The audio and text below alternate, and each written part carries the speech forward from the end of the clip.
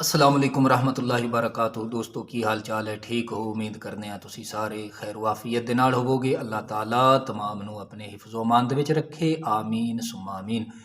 تو بھائیو، اج عرض کرنے ہاں کہ اللہ تبارک و تعالی اہل ایمان نو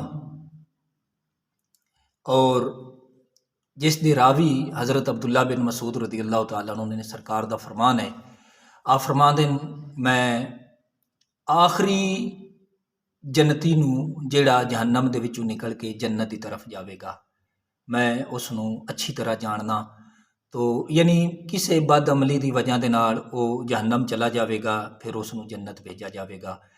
یعنی کئی آپ علیہ السلام دے اقوال اس بارے ملدے نے۔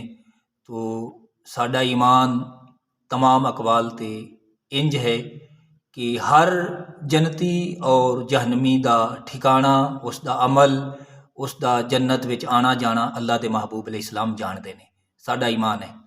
تو اس بارے عرض کرنے آپ فرما دیں جیڑا آخری جہنم وچوں نکل کے جنت جاوے گا، لڑکھڑاندا ہویا، گھسیٹدا ہویا، اللہ تبارک و تعالی اس نو فرماوے گا، جدو جنت دے دروازے تے پہنچے گا اللہ پاک فرماوے گا کہ جا میرے بندے جنت وچ چلا جا۔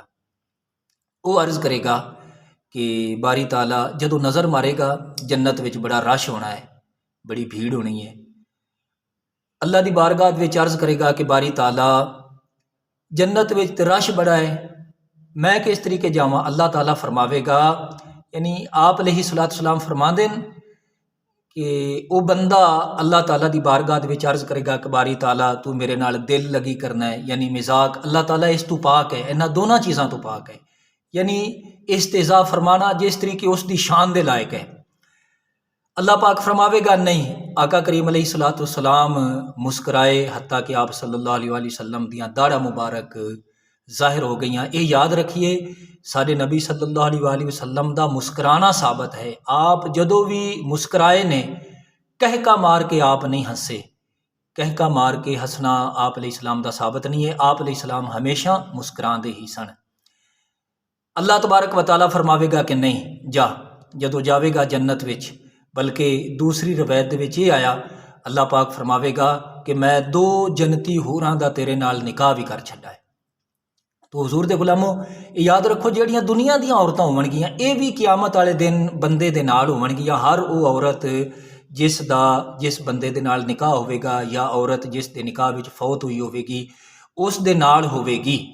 یاد رکھو ہاں جنہ عورتاں دا کسی وجہ نال نکاح نہ ہو سکا، کواریاں رہ گئیاں، انہاں نو اللہ تبارک و تعالی جنت وچ کوارے مرد عطا کرے گا۔ اگر کوارے مرد بفرض محال نہیں ہون گے تے اہل ایمان دوسرے مرداں دے نکاح وچ رہن گیاں۔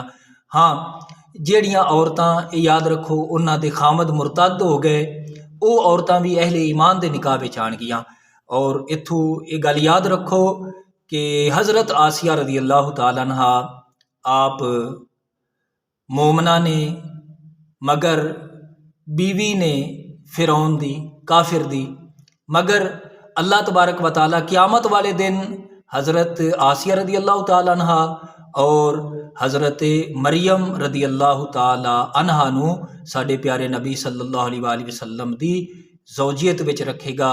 یہ دونوں ہستیاں ساڈے پیارے نبی صلی اللہ علیہ وسلم دے عقد شریف وچ ہون گیاں۔ اللہ تعالیٰ مینوں اور تہانوں سمجھن دی اور عمل دی توفیق عطا فرمائے۔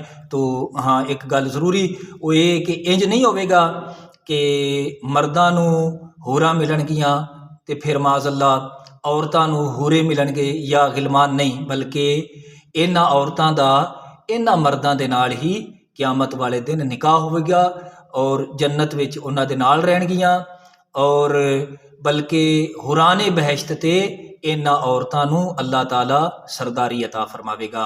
اللہ تعالیٰ سمجھن دی اور عمل دی توفیق عطا فرمائے، آمین بجاہ النبی الامین۔